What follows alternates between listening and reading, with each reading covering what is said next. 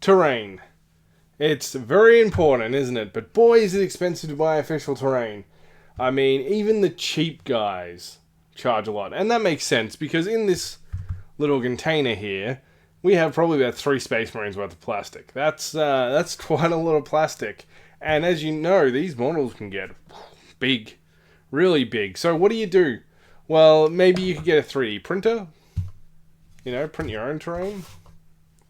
But, you know, the problem is that you have to have a 3D printer.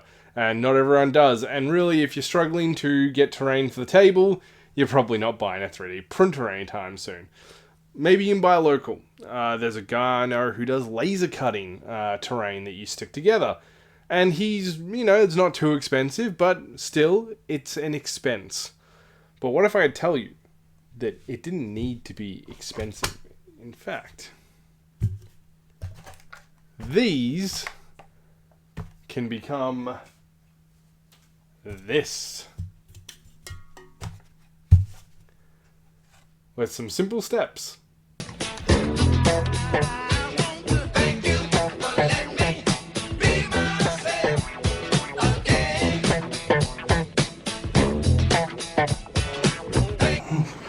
Again.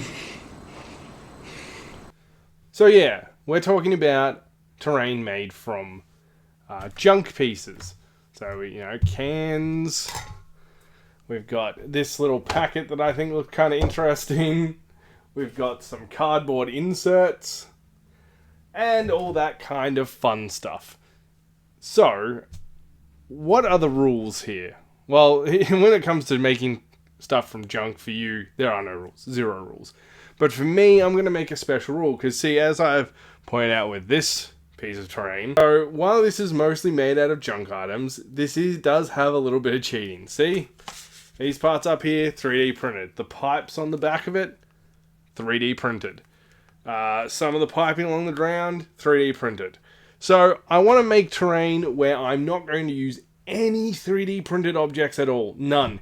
Everything I'll be using, you'll either be able to get around the house or you'll be able to get very cheap. So hang on to some junk items. Not too many though, otherwise you're just hoarding them.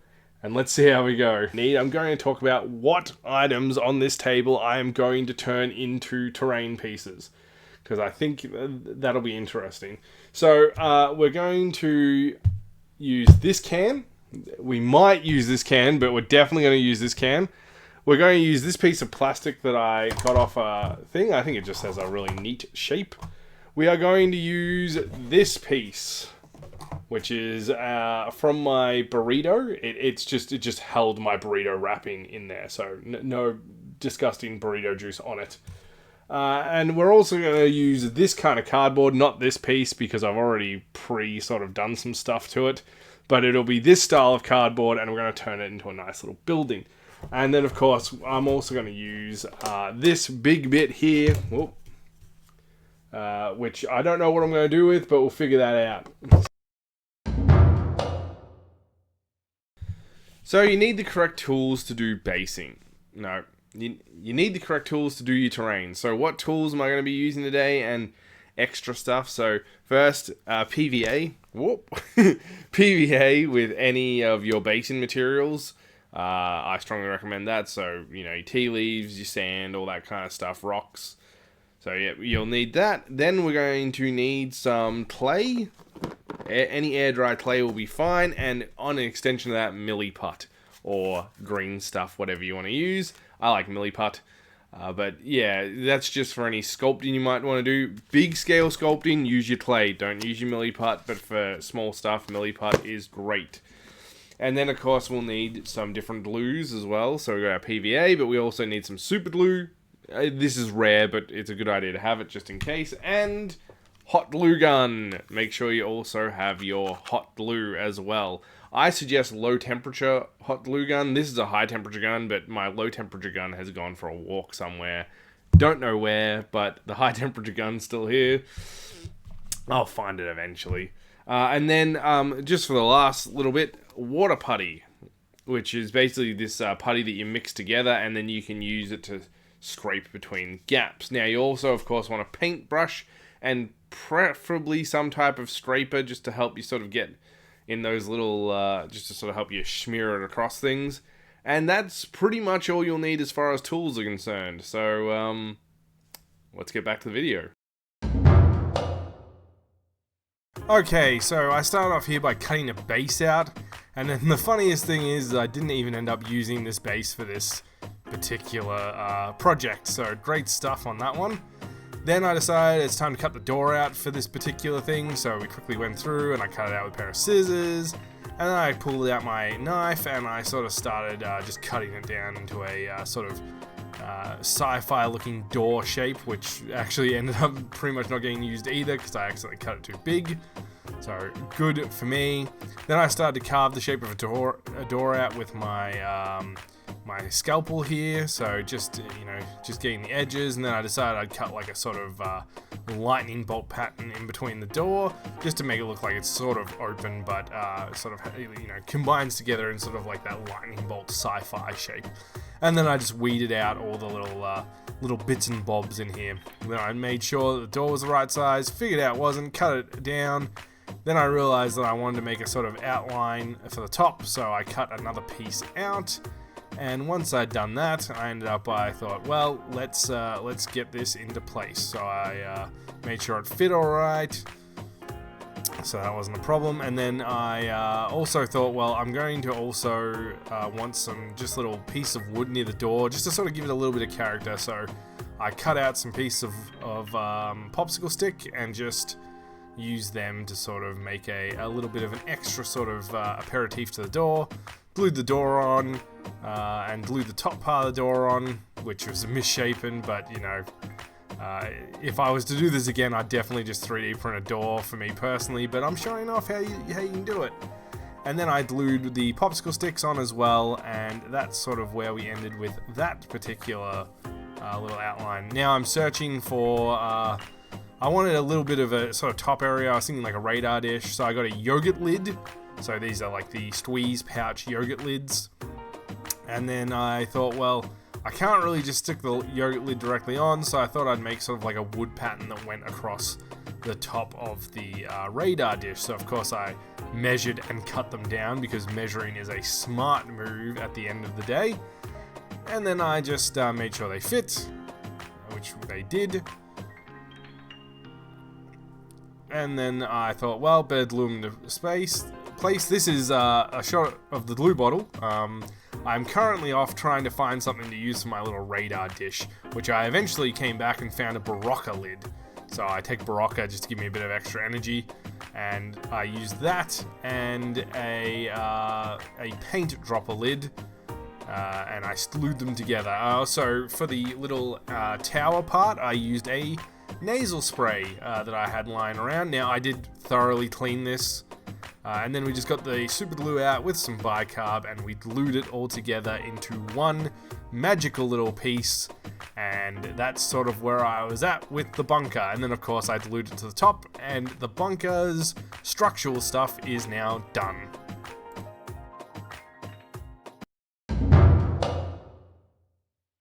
Okay, so we're on the water tower here. So first I cut out a piece of cardboard that would sit the water tower on. Then I started to glue some paddle pop sticks around the side to sort of give it this sort of rustic wooden look. So we stuck them around the side, and then I made sure that they were all nice and level.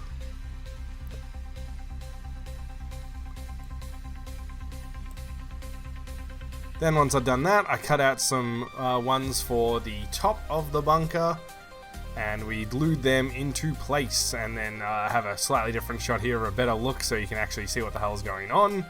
And so I glued all of them into place. I noticed that there was a couple that were sort of a little shorter than normal, so I just quickly sort of made it look a little bit more rustic and make it look like the wood's a bit more worn and stuck a bit to the side. Also, you try to be careful, your fingers will end up getting gluey, so just remember to sort of take care of that. As you can see, short here, bang, and stuck another piece in.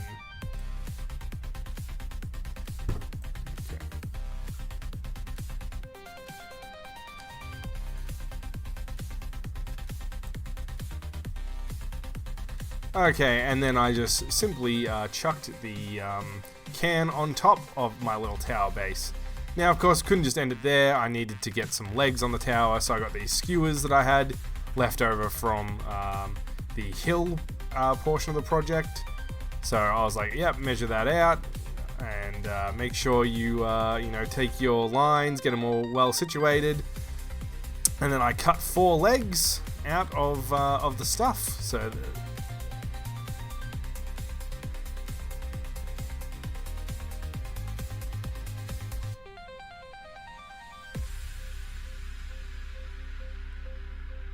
And I used my clippers to get them down the side. And then I thought, hey, I'm going to stick them in. So I tried to shove them straight in, but I just used my knife to cut a little sort of cross shape in each corner. And then I shoved them in. And of course, once I figured out that they'd all fit, which was great, I decided I should probably glue these into place. So I just did that with some super glue, which was nice and straightforward. And then finally I thought, well, I don't think it has enough structural integrity to hold up, so I thought, well, I'm going to glue some paddle pop sticks to the sides of these legs to keep them in place, like just to give them a little bit more support. And then I realized that the problem with that is that then they just looked a bit off, so I thought I'd use some more skewer pieces and just glue them into the corners of the legs. So that we'll speed up here and we get a nice little 4 corners all done.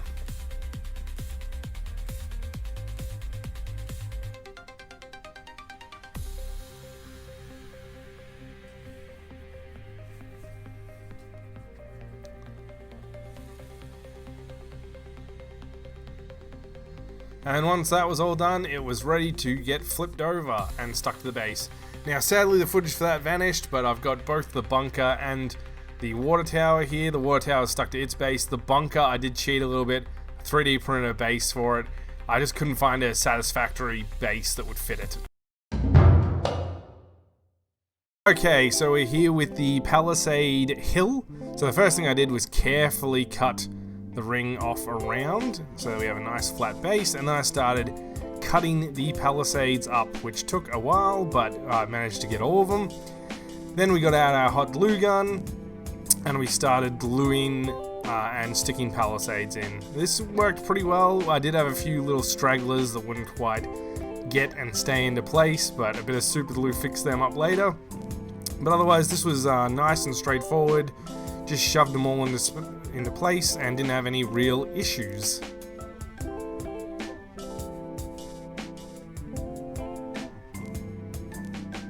And then once the hill was, all the palisades were in place, I just re-glued any little bits. And I wanted to make a cool little mudslide feature at the back, so I got 2 pieces of cardboard, glued them together with the hot glue gun, glued them to the hill, rolled out my clay into a nice flat little bit of clay, and then I shoved that over the top of the little hill area. I also may have cheated and used a little bit of hot glue just to keep the clay in place. And then, while I don't have it on video, I then went with a little clay tool and gave it some dippling. I had to actually redo the clay slightly better. I got a nicer piece of clay ready to go. But you get the idea from here. You'll see the full effect of the hill later in the video. So, water putty. So this is pretty straightforward. We've got this really sort of bubbled piece of cardboard. So we're going to just water putty this. What you do is you just mix it up as based on the things, and then you slap it on with a trowel, and you end up with this nice flat piece of terrain that you then sand.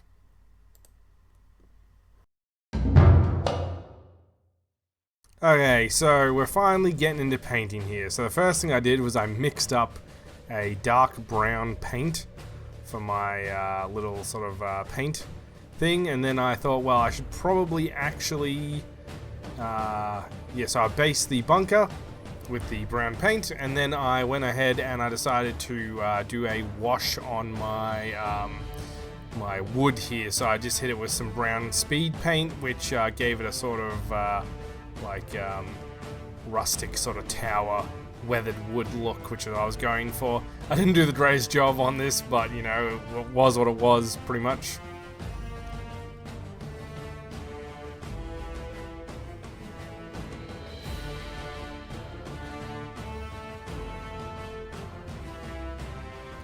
Then I got the hill out and I started doing the same for the palisades, just doing that sort of wood wash. I left the top of the palisades their natural color, so it looked like they'd sort of been, you know, man-made basically. So I just quickly went through and just whacked that straight through. And then once I'd sort of done all that and I'd painted all the palisades up to a reasonable condition, I decided it was time to swap to the ground color on the other bases. So I just mixed my own brown here, and I quickly gave both the water tower and the hill a quick once over with this sort of dark brown that I'd mixed up.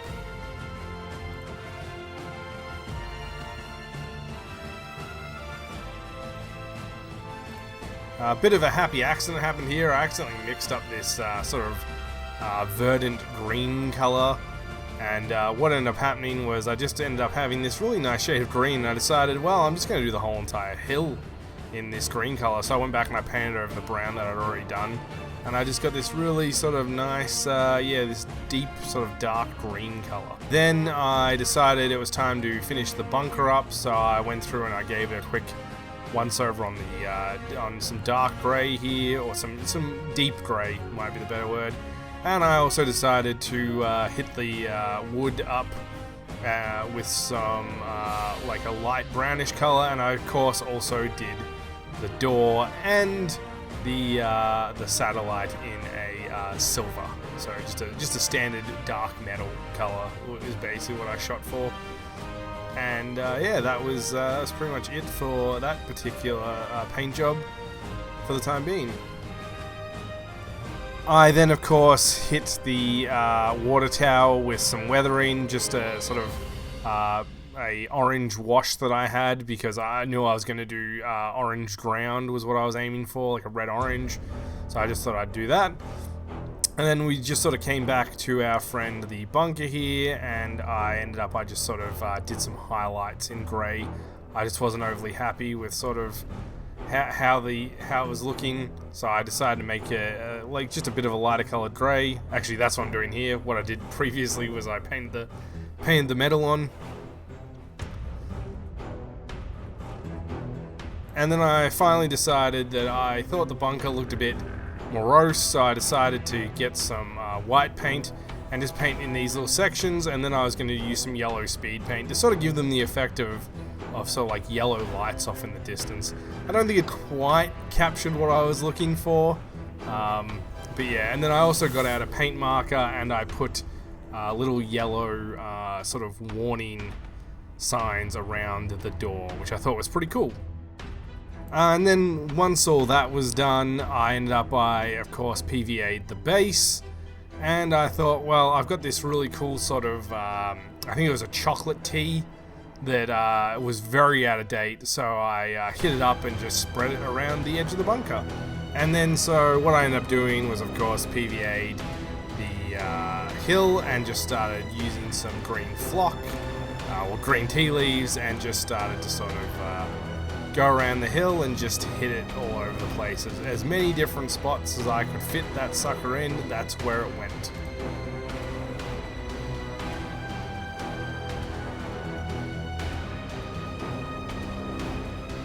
And then of course I finished up with PVAing the base of the tower, and I used some sand to sort of get the sandy effect I was going for.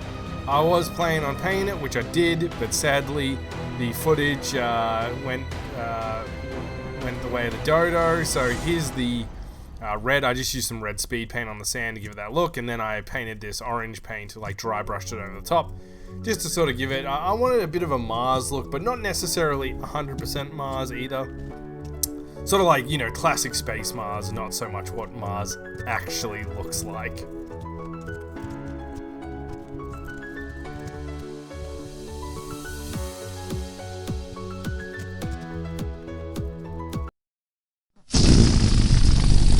Okay, so this one was a bit of an interesting one. I tried to do this sort of cliff face idea I had. First thing I did was try and add painted glue. Didn't really work very well, as it turns out.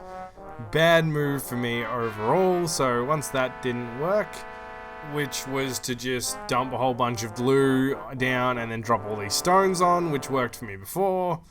But that didn't seem to want to properly work, so I then got out the other piece and tried to hot glue gun it, which, well, I mean, it did sort of work, but it didn't look very pretty.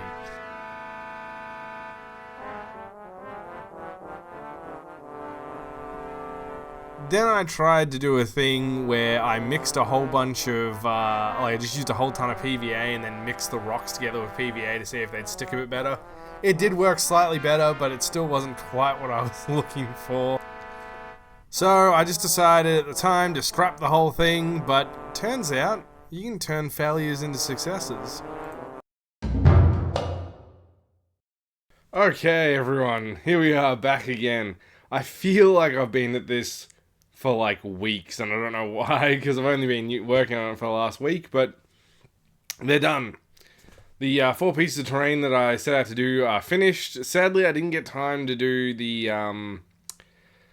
terrain that I'd used with the water putty out. Did get to see a product, but I've got some ideas with that particular one. It was going to involve 3D printing, and I was trying to avoid doing 3D printing. So I just thought I'd show off that you can, in fact, patch things up with the water putty. Anyway, without further ado, let's get stuck into having a look at these finished models. Okay, so first we've got our radar station. I'm actually pretty happy with how this one turned out. So, you know, it's not too bad. Like a radar bunker might be a better way to put it. I'm not happy with the door, but to be completely honest, I would just 3D print a door normally. In fact, after this video, I may pry that door off and put a 3D printed one on. But other than that, I'm actually pretty happy with how this turned out. And obviously, if you're better at doing this kind of stuff than I am, it'll look quite good. I still think the door looks alright. It's just not fantastic. So yeah, that's our radar station done. So here's our water tower. I actually think it turned out pretty decent, actually. So that's a nice little bit of terrain. I went for more of a sort of Mars-y type surface here. I thought it could go with my dwarves. But other than that, I'm actually pretty happy with sort of how the popsicle sticks ended up looking and stuff like that. Oh man, I missed a little bit on the paint there, but that's all right. It adds character to the tower. And there we go. So that's the tower done. So here she is. I'm actually quite happy with this little piece of terrain. So we've got our like a mudslide, which is clay on the back. Yeah, it doesn't quite hit the ground, but you know, it'll be fine. And then we've got our palisades and the hill. So about the only thing I would have done differently is maybe I would have stuck some rocks around here. So yeah, I'm quite happy with that. So, you know, a bit of paint. That was about it. So that one was pretty straightforward. And then finally, we have the piece of terrain that you probably saw that I had a bit of trouble with. So shall we have a look at it? Here it is. The hillside. I'm actually very, very happy with how this turned out.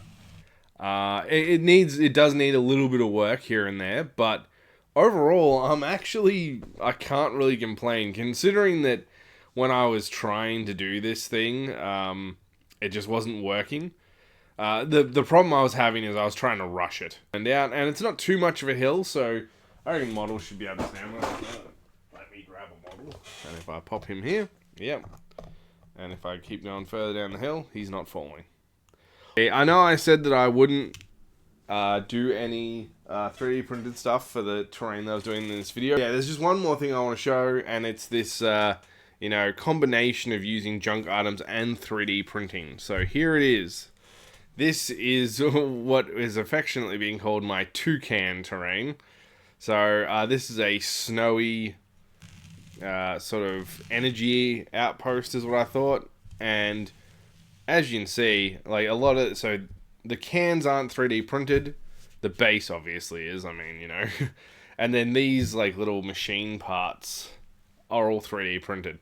As you can see, I think this turned out bloody brilliant looking. Like, it really, and I'm not trying to toot my own horn. This was mostly just me sticking cool little bits of 3D printed terrain to things.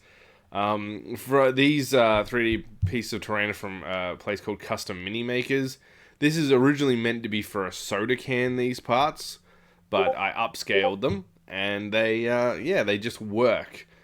So I just wanted to point out that 3D printed terrain can be really cool. This stuff here is sand that I painted white. You can see you don't need a 3D printer, guys. The other 4 pieces were made solely out of junk items and clay. So you don't need to have insanely crazy 3D printed objects. You can make cool looking terrain without them, or at least functional terrain without them. I bet if you've got a 3D printer, you can make some really cool looking terrain out of it. So that's my 100 subscriber special, making terrain out of junk items. I think, as you can see, it's definitely doable, depending on how good you are or how much time you have, because these I banged out in a week, so they're not the most perfect, brilliant pieces of terrain. I didn't want to spend too much more time on the video because it had already been sitting in the pipeline for about 2 weeks. So if you spend and take time, you can end up with some really good looking piece of terrain. I am by no means a terrain sculpting master, so if you are very good with your hands and making things, you're probably going to have a much easier time than I did. Anyway, guys, thank you so much for joining me. I really appreciate it. There will be an update short coming out sometime this week to sort of just go, this is what I'm planning on doing for the next few videos. I've decided I'm going to put them as shorts rather than at the end. And that's about it. Alright, thanks for joining me. Catches.